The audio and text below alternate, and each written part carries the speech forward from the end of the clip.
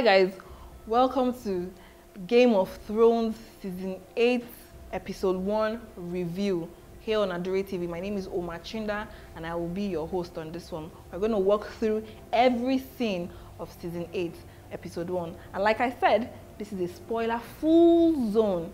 So if you haven't seen it before, don't go anywhere. I'm about to ruin it for you. Yes. So it opens, Season 1 Episode 1 opens with the arrival of the dragons, Jon Snow, Daenerys Stormborn into Winterfell. We see the procession of the Unsullied army, you know, coming in. We could see the look of amazement and wonder on the faces of the men of the North. There was amazement mixed with a bit of disdain, fear, uncertainty on their faces. This is a Targaryen. The last Targaryen person that ruled was a madman. They were not certain how they felt about it. They were a bit hostile to them. You know, we could see we could see the hostility on the faces of all of these people. And well, Daenerys Stormborn, we could see, was enjoying the look of amazement as well on their faces when the dragons were flying ahead of them. Anyone else notice the smirk on Arya's face? We could see how she was like, oh yeah, that's badass. I felt that way myself, you know. Then we now move on to the Great Hall in Winterfell, where the Lords of the North were gathered, and they were not so pleased with Jon Snow. I mean, he left Winterfell, King of the North, and he was returning as what, a lord? He'd obviously bent the knee to Queen Daenerys Stormborn, and they were not really sure how they felt about it. There was a lot of back and forth where Jon Snow kept on reiterating to them that all he really cared about was the greater good of the people. He cared about the fact that the long night was coming and he had to protect the people. Daenerys Stormborn had what they did not have, a large army and 2 dragons. Let's not forget the dragons. Then we now see the reunion between Sansa and Tyrion Lannister. Well, for me, I felt it was a bit cold. I think it had to do with the fact that Tyrion came with Daenerys Stormborn. I think Sansa would have been a bit nicer if he had come alone. I mean, considering how they were once married, in quotes, okay? So she was a bit cold to him. I mean, there's the point where he now goes, oh, you've come a long way, now Lady of Winterfell. And she goes to him, oh, you've come a long way as well. Now, you know, hand of the queen, depending on which queen you're talking about. So we could see that she was a bit cold to him. My favorite scene was when Jon Snow saw Bran. I mean, the kiss on the head. Although Bran went all, oh, I'm no longer, when Jon Snow went, oh, you're now a man. And he was like, not quite. Buzzkill. Also, I loved when Jon Snow and Arya met. I mean, the hug, you know, they have this relationship, you know. Anyone else notice how Jon Snow thinks Arya is still a baby? Because he goes, oh, you still have needle. Have you used it? And Arya goes, once or twice. She's a killer, Jon Snow. A big killer. She eats men for breakfast. Okay, so at this point, we shift to King's Landing, where we now see the arrival of the Golden Company to King's Landing. We see Cersei looking at them arriving. Okay, with Euron Greyjoy. Euron Greyjoy is the Greyjoy cousin, right? Who betrayed Theon and Yara. Yeah, Cersei is a bit disappointed because there are no elephants. You know how the Golden Company is known for fighting with their elephants, but apparently they couldn't travel via sea. It's quite a long journey to Westeros in the first place from Essos. So we move from there. We see Theon rescue Yara, which, I mean, at this point we're seeing Theon looks a bit bigger, he looks a bit bolder, he looks a lot braver. You know, I like the fact that Yara headbutted him because, I mean, how can you leave me in the hands of our enemies and put me through all of that? So yeah, I enjoyed the fact that she headbutted him, but it was still it was an enjoyable reunion of sorts between both siblings. Cersei offers Bronn. We all remember Bronn. Bronn is the sellsword who was first of all with Tyrion and then subsequently got close to Jaime Lannister as well. You know, we see Cersei offer him money, gold, to kill her brothers. Cersei's gone mad at this point. She's now a full-blown brother killer. She doesn't care anymore. I mean, they've shifted base. If you're not going to be loyal to her, you've committed treason, you die. It's like she always says, when you play the Game of Thrones, you win or you die. They moved on to the losing side, so they get to die, or so she thinks. I'm going to stick my neck out and think and say that I think Cersei is on the wrong end of the stick. She's going to be on the short end of the stick anyway. She's going to die. But that's my own prediction. Cersei also sleeps with Euron Greyjoy. That came at me from nowhere. That came out of nowhere. So she sleeps with him. Remember, she's pregnant with Jaime Lannister's child, right? Her brother's child, the incestuous child. She's still pregnant. And Euron goes, oh, I can't wait to put a child in your stomach. We know she's already pregnant. Knowing Cersei, there's nothing she cannot do. She can even lie that child belongs to Euron and then use it to manipulate him. You can never really stay with Cersei. She has a devious mind. Really, really devious mind. It cuts into a scene where Theon Greyjoy was talking to his sister Yara at this point. They were on their way to their home. And we now see Theon, he really wants to go to Winterfell. He wants to fight alongside the Starks. I mean, he grew up with them. He feels he owes them. He betrayed them and he feels he owes them, you know, and he really, really wants to go and spend time with them and fight alongside them. He wants to fight. He wants to, I mean, he's just become brave again and he's filled with courage and he thinks this is something he should do. And his sister Yara sees all of this passion in him. I mean, he's becoming a man again. And she lets him go. She fully supports him. So we see Varys, yes, Varys, we see Varys, we see Sir Davos, you know, watching and looking, staring at Jon Snow and Daenerys where they're having a little chit chat and they're talking about a proposal because obviously the men from the north don't trust Daenerys Stormborn. So these men, these elderly men are thinking to themselves, Sir Davos, Varys and Tyrion Lannister are thinking to themselves, okay, how about we get these two people to get married, right? And at the same time, Jon Snow and Daenerys Stormborn get on the dragon. I really enjoyed this scene because Daenerys Stormborn has had like a bunch of lovers, right? And none of them have been able to come close to the dragons. I mean, Tyrion has touched one of the dragons, but I mean, the dragon was not particularly receptive of him though. I don't know why she's not thinking to herself, oh, why are the dragons so okay with Jon Snow? He got to climb one of the dragons. They fly off. Apparently, dragons have not been eating very well. They fly off to Jon Snow's old hunting spot, and we see them, you know,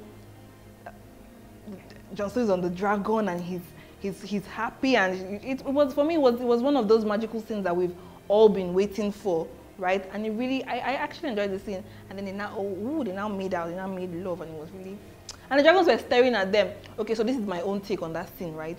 I mean, the dragons were staring at them and, you know, they were almost breathing smoke. We know that the Targaryens, it's okay for Targaryen brother and sister to get married, right? So these dragons are from House Targaryen. And it's been a long time since any Targaryen and Targaryen had come together and mated.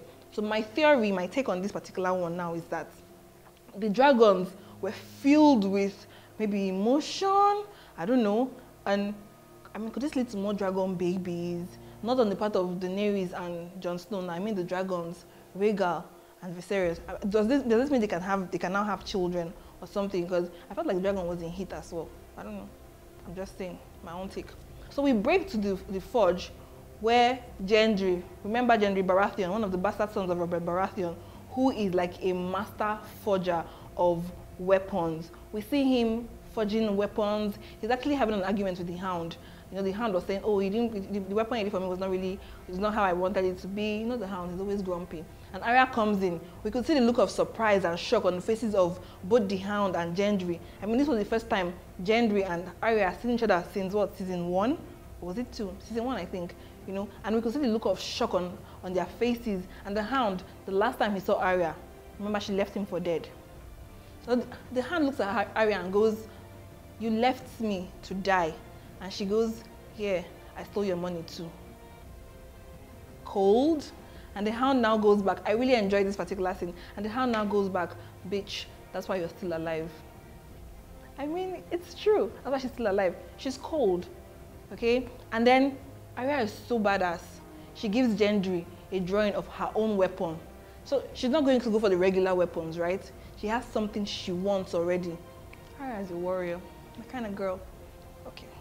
So we cut into the point where Sir Barristan brings in Daenerys Stormborn to introduce her to Samuel Tully. I mean, say thank you to Samuel Tully for healing him of Grayskull. Remember in season 7, Sir Barristan was sent away by the Khaleesi to get better. He had Grayskull covering his body.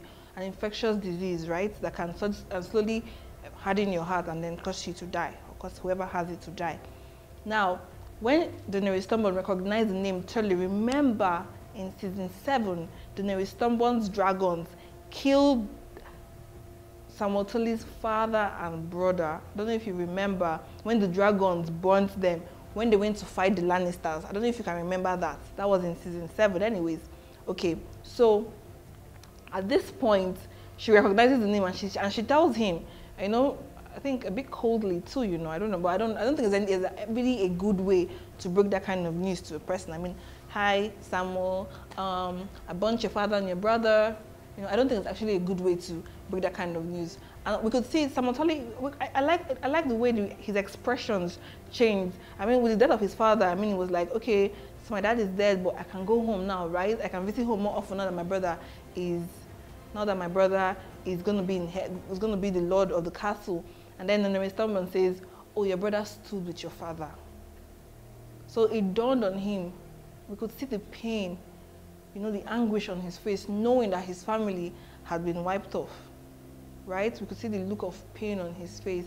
And in some ways, I know this might pose a problem to Daenerys Stormborn in the long run, because at this point, Samuel has become an enemy. We've never seen Samuel Tully hate anybody or dislike anybody or view anyone as his enemy. But at this point, I'm thinking this is going to pose a problem for Daenerys Stormborn. As Samuel leaves, he rushes out, filled with emotions. He is accosted, not really accosted because Bran was in a wheelchair, right? He was accosted by Bran, who was just lurking in the shadows, as usual, in his wheelchair, Mr. Three-Eyed Crow, right? And Bran says, it's time to break the news to Jon Snow. He is not Jon Snow. His name is Aegon Targaryen, and he's the rightful heir. Samuel doesn't want to do this at this point because, I mean, he just heard news about his own family, and he's having a hard time processing it. But he has to do what he has to do. He goes to Sir Jon Snow to break the news to him. Jon Snow is such... Oh, I've never met a man who has been called to lead that doesn't want to lead. You know, he starts to deflect, which he does all the time when he's faced with the opportunity to be in authority. He starts to deflect. You know, I mean, we just break the news to you that you are Aegon Targaryen, you're the rightful heir to the Iron Throne. And the first thing he does is say, my father Ned Stark lied to me. Like, that's not the issue. That's not the problem. You're Aegon Targaryen.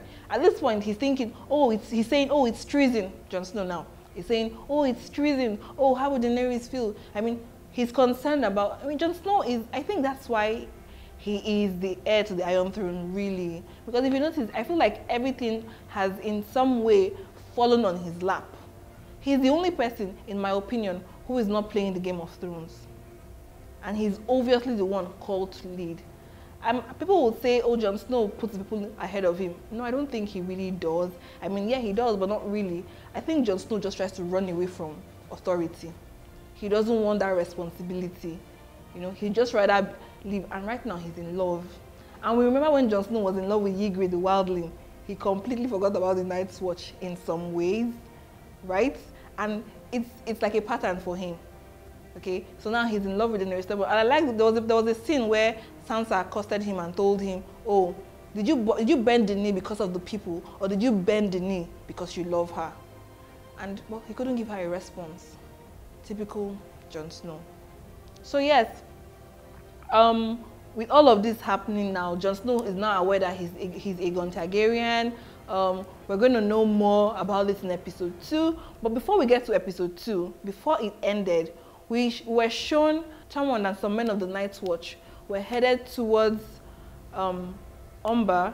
Do you remember this young boy, a really young boy, who in season 7 Jon Snow pardoned, whom his father had betrayed the Stark family, and Jon Snow pardoned in season 7. If you've watched it, if you haven't watched it, well, I guess that's something for you to look forward to. Anyways, we see that the boy has been pinned to a wall with a spiral hands, like disjointed, disemboweled bodies, hands, right, round him in a spiral position. This is not the first time we're seeing this spiral thing, this particular sign. The first time we saw it was in season 1 when we were first introduced to the Night Walkers. So when we were first introduced to the Walkers. The second time I remember seeing it was in season 3 when Mance Rider stumbled upon it. And it showed up again in season 5, 6, and the last time I saw it was in season 7 in Dragonstone, when Jon Snow went to go and get dragon glass. There were signs. Those signs were left by the little children of the past. Right? Now, the children of the forest was led by the children of the forest. So now we see that sign, nobody really knows what it means, you know, but it keeps reoccurring. And it's always the Night King and the Night Walk and the Walkers who are always putting up that sign, usually with a dead body belonging to a child in the middle. I'd like to read an excerpt, something I saw while I was doing some research, okay? So please bear with me. He says, there are certain symbols and patterns that recur throughout the show. The first time we saw that was in one of the very first scenes in the pilot. The first in the pilot is in season 1, episode 1. When Will the Ranger sees the wildling body parts in an odd pattern displayed by the White Walkers, we see it again, north of the wall, with the dead horses displayed in a spiral pattern. It's always in a spiral pattern. Okay, this is a sign from the children. Okay, it's an ancient symbol of the children of the forest used in their rituals. So I think it's a message, because I don't know why the Night King and his White Walkers keep using that particular symbol. It's a symbol for the children of the forest. But why does he keep? Remember in season 7, Bran showed us through one of his wagging dreams, through one of his wag dreams. Okay, Bran showed us how the first Night King was formed, or how the Night Walkers were formed. Bran showed us that. Okay, there was a dragon glass that was put into the heart of a man, whom some theorists claim is a Stark. We will get to that at some point. So guys, I want to know, what are your opinions? What are your theories? What are your fears? At this point, when we see the trailer for episode 2, we see that Jon Snow was speaking to Tormund, and they were saying, oh, we don't have time. I think at this point, Jon Snow was not aware that the Night King had left that same spiral sign. Okay, and Jon Snow was being told, oh, we're not aware. We see Arya shooting an arrow. I think is the weapon that she asked. I think it's the weapon that she asked Gendry to forge for her. So I think that weapon is ready, and we see Arya shooting the arrow. You know, all of this is happening. I have to say, I'm really, really disappointed in Cersei. Really. Also, in the preview for episode 2, we see where Daenerys was telling Sansa, oh, it was foolish to trust Cersei, and Sansa was like, oh, you were foolish to trust Cersei as well. So Cersei is everybody's common enemy. Jaime is finally at Winterfell. That is where episode 1 ends. Remember that episode 1, season 1, ends with Jaime and Bran meeting. Season 1, episode 8. Season 8, episode 1 also ends with the meeting of Jaime and Bran, this time with a look of shock on Jaime's face. So I'm excited and I'm looking forward to how this ends, because remember, Jaime, a Lannister, is the common enemy of both the Starks and the Targaryens. So it's going to be an interesting one, how it is handled. So guys, send us your messages, go into our DM at AdureTV. We're on Instagram, YouTube, Facebook, okay, AdureTV Live. Send us messages, send us your own theories. If you'd like to come and have a one-on-one conversation with us in the studio, I'm looking forward to people being on the show with me as well. We can share our opinions. So guys, send us your numbers, give us a call. We're available. Have a lovely day, and we look forward to next week when I spoil episode 2 for you. Bye-bye. My name is Omar.